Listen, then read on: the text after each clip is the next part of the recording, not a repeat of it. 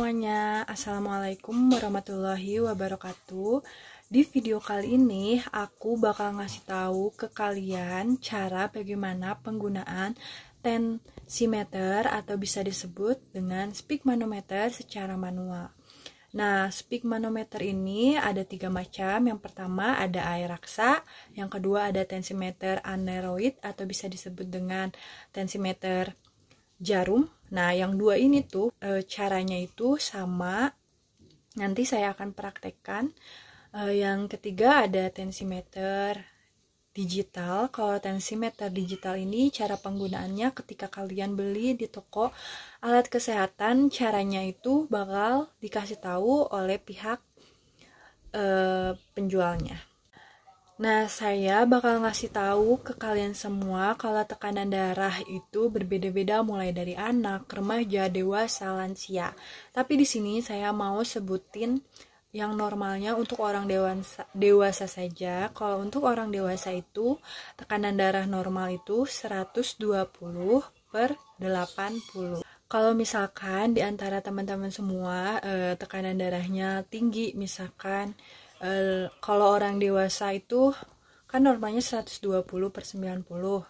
Nah, kalau misalkan lebih dari itu bisa disebut dengan tekanan darah tinggi atau bisa yang disebut dengan hipertensi. Kalau di bawah 120/80 itu bisa disebut dengan tekanan darah atau hipotensi.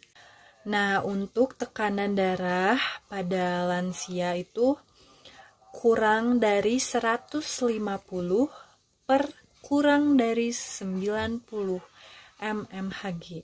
Kalau misalkan tekanan darahnya normal. Nah, sebelum kita mulai ke video pemeriksaan tensimeter secara manual atau bisa disebut dengan speak manometer, kita harus mempunyai ini disebut dengan stetoskop. Nah, ini tensimeter yang tadi yang udah saya jelasin, tensimeter jarum atau bisa disebut dengan tensimeter manual. Ini penggunaannya tuh sama kayak tensimeter yang air raksa. Nah, ini kenapa sih disebut tensimeter jarum? Soalnya di sininya menggunakan yang kayak gini. Jarum kayak gini. Nah, kita mulai ya.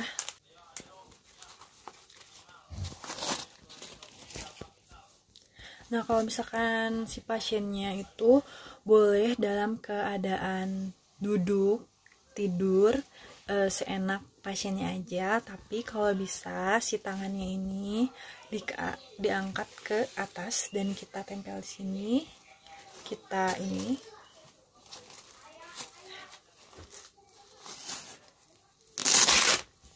Kita paskan dulu.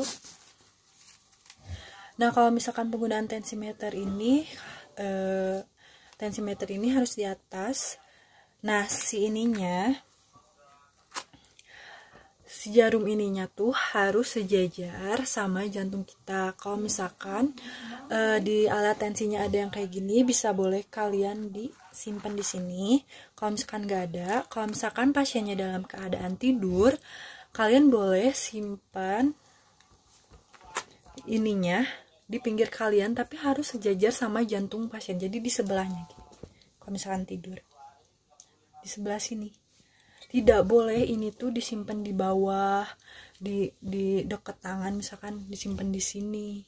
Nggak boleh, ini harus disimpan selalu di pinggirnya. Ini. Nah, di sini juga ada alatnya. Kalau misalkan ini dikencengin dulu. Kalau misalkan nanti kita sudah memompa, ininya tuh dilonggarin sedikit demi sedikit gitu. Ini tuh bisa diputar ya, teman-teman.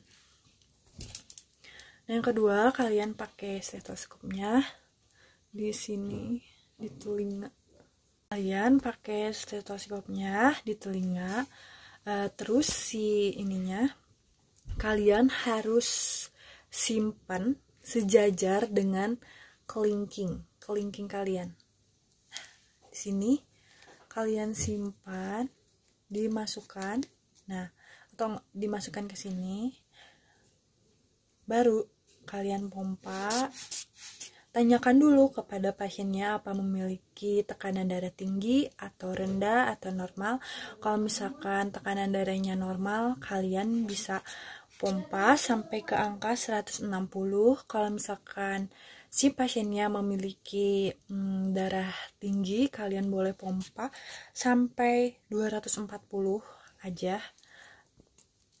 Nah, kita pompa ya, ininya tuh harus sejajar sama kelingking. Kita sini, kita relax, kita pompa.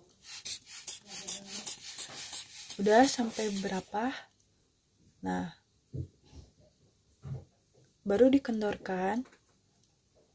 Kalian dengerin, kalau misalkan ada bunyi detak jantung yang pertama, nah itu bisa disebut dengan yang 120 itu atau sistolik. Dengerin, kalian dengerin.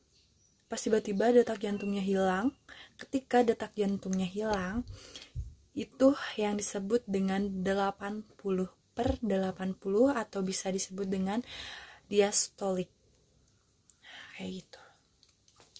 Kenapa sih si stetoskopnya ini nggak disimpan sejajar sama jempol, atau bisa nggak sih di tengah atau di mana? Nggak bisa, karena si detaknya itu, si nadinya itu kalau misalkan di tangan adanya itu sejajar dengan kelingking. Kalau misalkan kalian mau tensinya menggunakan tangan dipalpasi, nah kalau ini harus sejajar dengan jempol di sini.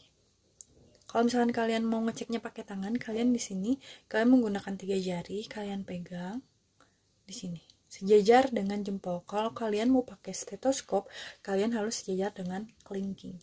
Nah, dipegang kayak gini ke pasiennya.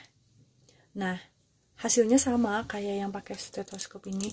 Ketika ada bunyi tak pertama, itu bisa disebut dengan sistolik atau yang 120. Kalau ketika suaranya menghilang, itu bisa disebut dengan diastolik. Sekian video dari saya. Mohon maaf bila ada kata-kata atau prakteknya agak salah. Mohon maaf, soalnya saya juga masih belajar sama dengan kalian. Terima kasih atas waktunya. Assalamualaikum.